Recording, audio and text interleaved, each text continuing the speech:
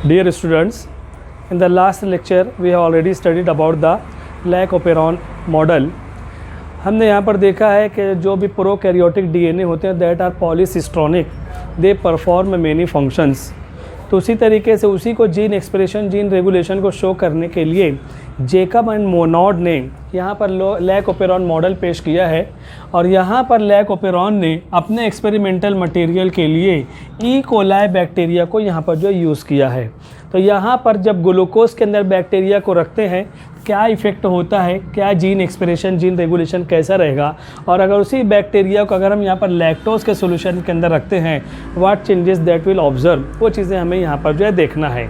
बहरहाल यहाँ पर लैक-ओपेरॉन, लैक ये जो टर्मिनोलॉजी है, as we have already studied in the previous lecture, lac stands for lactose और ओपेरॉन का मतलब होता है group of genes, bunch of gene, bundle of gene. यहाँ पर हम देख रहे हैं ई कोलाई बैक्टीरिया के अंदर जो पॉलीसिस्टोनिक रोल यहाँ पर होता है, different types of genes are present and they perform different functions. P है प्रोमोटर जीन है, आई है यहाँ पर जो रहेगा, यहाँ पर इसको रेगुलेटरी जीन यहाँ पर कहा जाएगा, क्योंकि यहाँ पर इसके ज़रिए से यहाँ पर जो है रिप्रेसर एमआरएनए और रिप्रेसर प्रोटीन यहाँ पर जो है बनते हैं.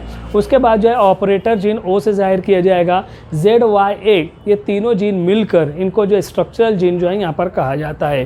तो ये डिफरेंट जीन यहाँ पर जो है प्रेजेंट हैं और ये जो है स्पेसिफिक फंक्शन परफॉर्म करने के लिए ज़िम्मेदार हैं.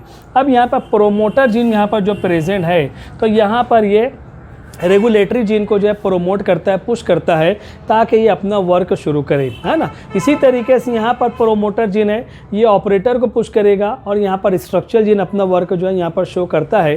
तो यहाँ पर उसके ज़रिए से जीन एक्सप्रेशन और जीन रेगुलेशन को यहाँ पर जो है जेकब एंड मोनोड ने क्लैरिफाई करने की यहाँ पर जो है कोशिश की है. बिल्कुल आसान है, ईजी है. अब हमें यहाँ पर देखना है when E coli bacteria that are kept in glucose solution, और ग्लूकोज यहाँ पर that can be used as a energy source. Energy source के तौर पर जब ग्लूकोज के लिक्विड के अंदर, कल्चर मीडियम के अंदर ई कोलाई बैक्टीरिया को अगर हम यहाँ पर इनोकुलेट करते हैं तो क्या होगा. जब glucose as a energy source यहाँ पर उसको जो है इनोकुलेट किया जाएगा तो यहाँ पर क्या चेंजेस पाए जाते हैं, इस फिगर के ज़रिए हम यहाँ पर देखते हैं.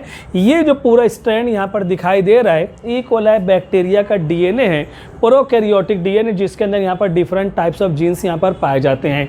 अगर ग्लूकोज के लिक्विड के अंदर ई कोलाई बैक्टीरिया को रखा जाएगा तो प्रोमोटर जीन रेगुलेटरी जीन को प्रोमोट करता है to start their function, to activate their function. तो उसकी वजह से यहाँ पर ये DNA that are converted, that are producing single stranded DNA, या हम कह सकते हैं एमआरएनए. एमआरएनए प्रोड्यूस करता है. D conversion of DNA into mRNA, ये जो प्रोसेस रहेगा that process is called A transcription. ये जो पूरा प्रोसेस रहेगा that is called A transcription process. लेकिन यहाँ पर जो एमआरएनए बनेगा उसको कहा जाएगा रिप्रेसर एमआरएनए. रिप्रेसर का मतलब होता है स्टॉप करना, रोकने वाला. प्रोमोट करने के लिए प्रोमोटर रहेगा, रोकने के लिए यहाँ पर जो है रिप्रेसर टर्म इस्तेमाल होती है. तो ट्रांसक्रिप्शन का प्रोसेस होगा तो एमआरएनए बनेगा, लेकिन वो एमआरएनए उसको कहेंगे हम रिप्रेसर एमआरएनए कहा जाएगा. फिर उसके बाद इसी के अंदर यहाँ पर जो है ट्रांसलेशन का प्रोसेस पाया जाएगा. और जब यहाँ पर ट्रांसलेशन का प्रोसेस होगा प्रोटीन बनेगा और इस प्रोटीन को हम कहेंगे रिप्रेसर प्रोटीन. ये रिप्रेसर प्रोटीन क्या करेगा, यहाँ पर आगे जो यहाँ पर ऑपरेटर जीन है उसको ब्लॉक कर देता है, उसकी एक्टिविटी को रोक देता है. तो एक्टिविटी को रोकने वाला प्रोटीन है, इसीलिए उसको रिप्रेसर प्रोटीन कहेंगे.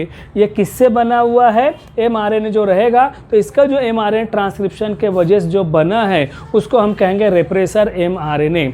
अब ऑपरेटर जीन का काम क्या होता है, प्रीवियस लेक्चर में मैंने आपको बताया है कि 3 types of RNA polymerase enzyme यहाँ पर प्रेजेंट होते हैं. आरएनए पॉलीमरेज फर्स्ट, सेकंड और थर्ड, जो यहाँ पर आरआरएनए, एमआरएनए और टीआरएनए का फॉर्मेशन होता है. तो अगर ये ओपन रहता ऑपरेटर जीन तो यहाँ पर आगे ZYA ये स्ट्रक्चरल जीन है. अब यहाँ पर ये भी जो है यहाँ पर प्रोटीन सिंथेसिस का प्रोसेस यहाँ पर भी होता, तो यहाँ पर पॉलीमरेज सेकंड जो यहाँ पर एंजाइम है वो इसको एक्टिवेट करता और ट्रांसक्रिप्शन का प्रोसेस होता. लेकिन यहाँ पर जब ग्लूकोज के अंदर रखते हैं तो यहाँ पर repressor protein that are produced by regulatory gene और ये इसको जाकर ब्लॉक कर देता है. तो operator gene that do not activate, ये एक्टिवेट नहीं हो पाता है. और जब ऑपरेटर प्रोमोटर जीन एक्टिवेट यहाँ पर नहीं हो पाएगा, तो ऐसी सूरत में यहाँ पर जो रहेगा एंजाइम भी यहाँ पर पैसिव रहेगा, इनएक्टिवेटेड फॉर्म में रहेगा और आगे का प्रोसेस कुछ भी यहाँ पर नहीं होता है। यानी एक नतीजा, एक कंक्लूजन हमारे सामने आता है कि यहाँ पर when E coli bacteria that are kept in glucose solution, no growth and development that are observed in E coli bacteria. E coli bacteria के अंदर no any type of growth and development, कुछ भी यहाँ पर नहीं होगा। ये पूरा का पूरा प्रोसेस जो है यहाँ पर ब्लॉक हो जाता है। लेकिन अगर वही E coli bacteria if that are kept in lactose solution, lactose के अंदर रखेंगे, उसी के बेस पर लिखा हुआ यहाँ पर लैक ओपेरॉन, यानी यहाँ पर लैक्टोज का मेटाबॉलिज्म हमें यहाँ पर देखना है। और लैक्टोज क्या है? We have already studied about that lactose is a type of disaccharide. Disaccharide है जो ग्लूकोज और गैलेक्टोज से मिलकर जो है यहाँ पर बना हुआ है, ग्लूकोज और गैलेक्टोज से मिलकर यहाँ पर बना हुआ है, डायसैकेराइड है। अब यहाँ पर अगर as a energy source, as a food material, if lactose के अंदर अगर ई कोलाई बैक्टीरिया को रखेंगे तो क्या होगा? अब यहाँ पर देखो वही प्रोसेस है, जब यहाँ पर रेगुलेटरी जीन के अंदर ट्रांसक्रिप्शन का प्रोसेस होगा, रेप्रेसर मैसेंजर आरएनए बनेगा, फिर ट्रांसलेशन का प्रोसेस होगा, तो यहाँ पर हम देख रहे हैं कि उसके अंदर रेप्रेसर प्रोटीन बनेगा। लेकिन if we kept E coli bacteria in lactose solution, lactose E coli bacteria के अंदर एंटर होने के बाद एक प्रोटीन बनाएगा और ये जो प्रोटीन रहेगा, this protein is called as inducer protein. ये जो यहाँ पर प्रोटीन रहेगा इंड्यूसर प्रोटीन यहाँ पर कहा जाएगा। और ये इंड्यूसर प्रोटीन ये रेप्रेसर को यहीं पर ब्लॉक कर देगा, साइटोप्लाज्म के अंदर, ई कोलाई बैक्टीरिया के साइटोप्लाज्म के अंदर ही यहाँ पर ब्लॉक कर देता है, ये उसको रोक देता है और आगे का केमिकल रिएक्शन ऑपरेटर जीन के जरिए प्रोसीड हो जाएगा। तो आगे का प्रोसेस प्रोमोट करने वाला ये जीन यहाँ पर जो है प्रोटीन है, इसीलिए इसको जो है इंड्यूसर प्रोटीन कहा जाता है। तो यहाँ पर ये उसको जब रोक देगा तो प्रोमोटर जीन यहाँ पर एक्टिवेट होगा और यहाँ पर ऑपरेटर जीन को वो एक्टिवेट करेगा, पुश करेगा। और अभी मैंने आपको यहाँ पर बताया है ऑपरेटर जीन का वर्क क्या है। Operator gene that activate RNA polymerase second enzyme, और आरएनए पॉलीमरेज सेकंड एंजाइम जब रहेगा तो ये ZYA 3 जीन आपस में मिलने के बाद इसको स्ट्रक्चरल जीन हम कहते हैं। तो यहाँ पर इसके अंदर ट्रांसक्रिप्शन का प्रोसेस होगा और मैसेंजर आरएनए बनेगा।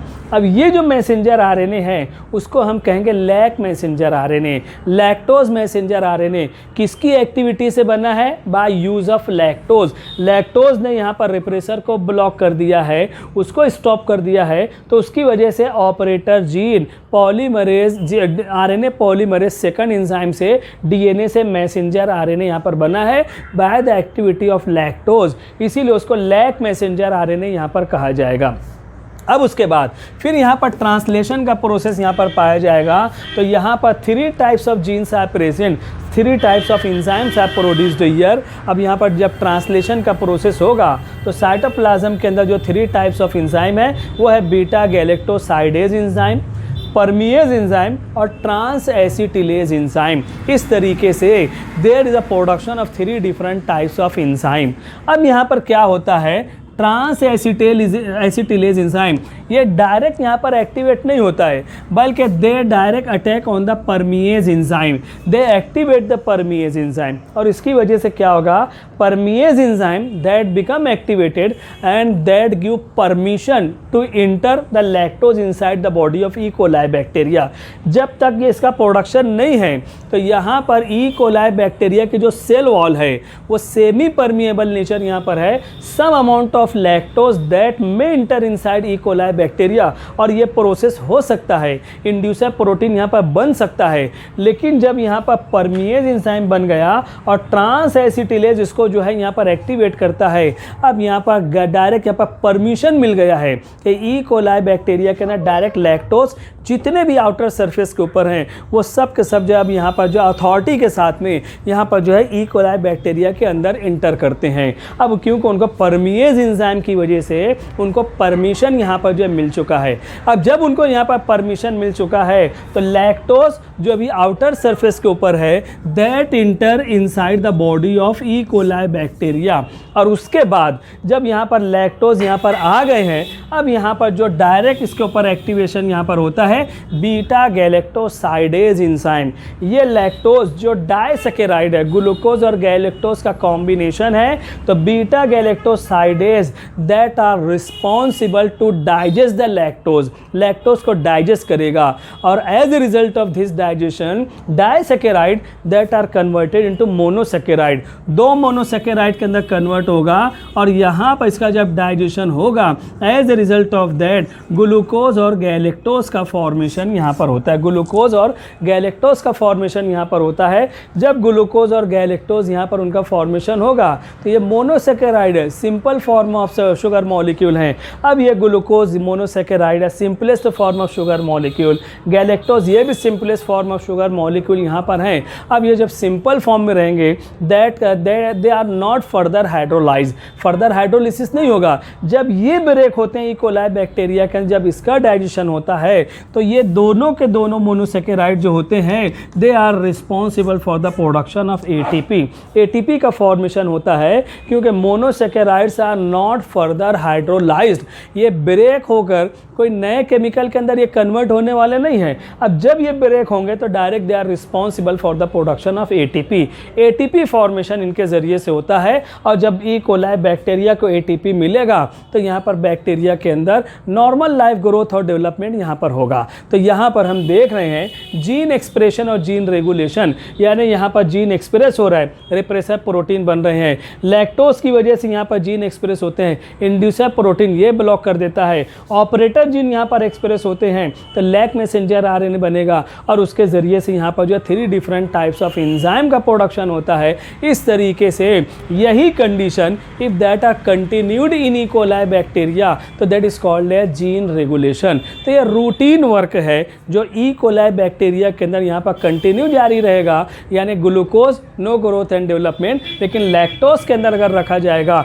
तो यहाँ पर हम देखते हैं उसके ज़रिए से यहाँ पर एटीपी सिंथेसिस होगा, and that ATP that are use for growth and development of E coli bacteria, और we can say that this ATP that are use for the metabolic activities of E coli bacteria. ये routine का process यहाँ पर चलता है। तो यहाँ पर हम देख रहे हैं bunch of genes are present, इसीलिए उसको ओपेरॉन कहते हैं। P for promoter, I gene इसको रेगुलेटरी जीन कहेंगे। एक्चुअल में वो जीन जो होता है इनहिबिट करता है ग्रोथ और डेवलपमेंट, आगे की एक्टिविटी को इनहिबिट करेगा, तो रेगुलेटरी जीन को इनहिबिटर जीन भी कहते हैं, इसीलिए उसको जो है स्मॉल आई से डिनोट किया जाएगा इनहिबिटर की वजह से। फिर उसके बाद यहाँ पर ऑपरेटर जीन है, और ZYA ये 3 जीन्स यहाँ पर जो है these are commonly called as structural gene. तो यहाँ पर हम देख रहे हैं इनहिबिटर जीन, इसके अंदर भी ट्रांसक्रिप्शन ट्रांसलेशन का प्रोसेस होता है जब ये एक्सप्रेस होते हैं। इसी तरीके से ZYA स्ट्रक्चरल जीन, इनके अंदर भी जब ये एक्सप्रेस होते हैं तो lac messenger RNA and 3 different types of enzymes are produced here. इस तरीके से वो प्रोसेस इनके अंदर भी पाया जाता है। तो यहाँ पर जेकब एंड मोनोड का जो लैक ओपेरॉन मॉडल है उसके ज़रिए से we can easily study about the gene expression and gene regulation in living organism. तो ये हमारा लेक्चर होता है लैक ओपेरॉन मॉडल, स्क्रीनशॉट इसका ले लेना है। फिर इसके बाद के जो टॉपिक हैं इंशाल्लाह हम लोग को नेक्स्ट लेक्चर में देखते हैं, स्क्रीनशॉट ले लो।